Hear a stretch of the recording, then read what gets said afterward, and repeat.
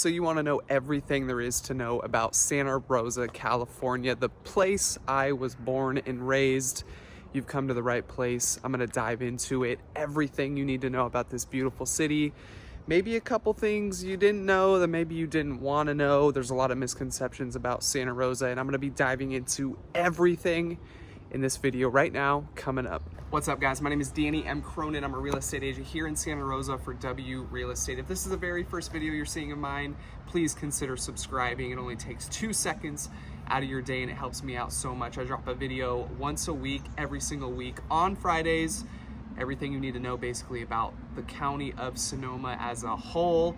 In this particular video, we are covering Santa Rosa, the city that I was born and raised in, the city that I work in, the city that I love, and the city that I'm not so pumped about on certain things. So we're gonna get into it right now. So right off the bat, I wanna break down Santa Rosa a little bit for you. If you're new to the area, maybe you're thinking about purchasing here and don't know a whole lot about it.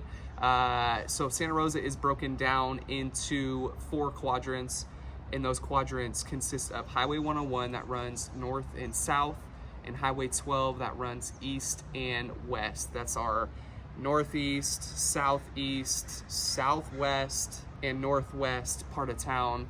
I actually grew up on the northwest side of town, and there's a lot of fun things to do there. But first I wanted to talk about the northeast part of Santa Rosa.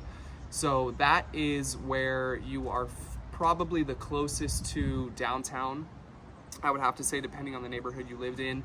On the east side, we have neighborhoods like McDonald, Proctor Terrace, Montecito Heights, Alta Vista neighborhood. That is where that side of town is, and those neighborhoods consist of that part of town.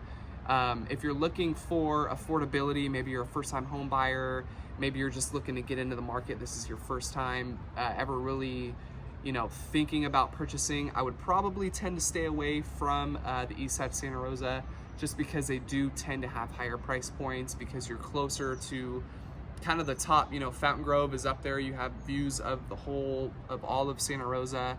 Lomita Heights is a little bit lower, right above the JC neighborhood. Also, you have those views, bigger homes, which bring bigger price points. If you're looking for affordability, I would highly suggest checking out the northwest side of town or the southeast side of town. Either of those will probably be the best bet for you if you're a first-time home buyer looking for that affordability. Things to do in Santa Rosa. You're probably asking yourself, what is there to do? So the very first thing that comes to mind is downtown Santa Rosa. I actually just read the other day that they're going to be doing, starting in July, every single Wednesday, they're going to be doing what they call a movie night at Courtyard Square, which is basically what we call our downtown area. It's called Courtyard Square because the courthouse was right there a while ago. And they're going to be doing movie nights every single Wednesday. So if you're a single guy, single girl, if you got a family, you can probably enjoy a nice brewski on Courtyard Square by choosing a beer from one of your favorite restaurants right there on 4th Street. There's a handful of them. The first one that comes to my mind is we got Red Baron right there. Great beers, local beers. We used to have Flipside Burger on the corner, which I was a huge fan of. I absolutely love that place, but we've since gotten rid of that. There's a new spot in there now. Also La Rosa, if you're into Mexican food, you need to check this place out. It's one of my favorites. I would say it's a secret, but basically all of Santa Rosa knows about it. So the cat's out of the bag there. They got great food, great drinks. Have you had a margarita from there? If you haven't, you need to. They have the best margaritas ever. So yeah, back to movie night. You can, maybe have some dinner at one of those fancy restaurants, head on down to the square, bring your blankie, bring your kids, whatever it is that fits your needs, check out a movie. This is kind of the first time that I've heard of Courtyard Square hosting a major, consistent event like this. Obviously, we used to have Wednesday Night Market before, pre-pandemic. I'm not sure what's going to happen with that, if it's even going to come back, but I am looking forward to the movie night. We used to go to these in Bennett Valley at Galvin Park. They used to have them over there. So it's cool that's a little bit closer to home, a little bit more on my side of town. So I'm looking forward to that. So that's one thing that's going to be exciting to see downtown kind of flourish into this place that we can all start going and be a part of these amazing events. So it's cool to see Santa Rosa kind of evolving, and hopefully they're going to be doing more events there. I know a couple years ago they used to have a 4th of July party It was a blast. It was actually the very first 4th of July my wife and I spent together. And it was great. You know, it was a fun time. There was a lot of like cool people there. There was a lot of great venues, good beer right there on tap, right at the square. And it was just a fun time. Now let's talk about something that isn't so fun to talk about. I know for me personally, this is a topic that gets brought up to me all the time. But Danny, Santa Rosa's great. I know you were born and raised there. You absolutely love that town. But what about the homeless? Yes, we're going to be talking a little bit about the homeless here. Again, it's a huge talking point. It's something that gets brought up to me all the time, and I figured I would address it right here on this video. You know, growing up in Santa Rosa, I don't know if it was because I didn't pay a lot of attention to it, obviously because I was younger, but I really didn't notice the homeless problem back then as much as I do now. I have a family now. I have a 1-year-old son, so I'm starting to pay way more attention to everything in general, but specifically the homeless issue. And we did have a problem on the Joe Rada Trail for a while. I know there was a huge homeless encampment set up there. That's a big bike path that kind of runs from Santa Rosa to Sebastopol, which is technically West County. So they had a huge homeless encampment there for a while. I think, you know, the authorities ended up kicking them out. They went to Oakmont. I think they set up a shelter for them over there for a while. But ever since that happened, you know, you don't really hear about what's going on with the homeless. And I will say personally, I used to live on the JC, or at the JC neighborhood, in the JC neighborhood, excuse me. And I did notice a huge problem of a lot of homeless over there on Lomitas Lane, Mendocino Avenue, Lewis Road. There was just spots, you know, huge corners of the sidewalk where you would just see homeless people camped out. And I gotta say, you know, on the east side, now that I live over on the east side, I was born and raised on the west side, again, where I didn't really pay a whole lot of attention to it, but I know it is over there because my parents still live over there and I see it. But I would say the east side of Santa Rosa has probably the biggest problem with homeless that I've seen personally. Again, I'm not all over Santa Rosa every single day. I pretty much stick to east side of Santa Rosa. My office is there. That's where I live. My parents do live on the west side, so I do head over there occasionally, and yeah, it's a bummer, man. You know, I really don't know what else to say about it. It is, you know, it's an active problem we're having here in Santa Rosa. I go to the gym, Epic Center, Anytime Fitness, and on Coffee Lane there, it's Coffee Lane and Steel, the corner of Coffee Lane and Steel. Basically that entire block from Steel, you know, pretty much onward down Coffee Lane, you know, I would say, you know, maybe a quarter mile down the road, there's a huge homeless encampment there. I'm not sure what it's all about. I'm starting to see it kind of get bigger and bigger over the past couple of weeks that I've been going to the gym, just kind of more camp set up, more like cars and like RVs and nasty buses set up over there.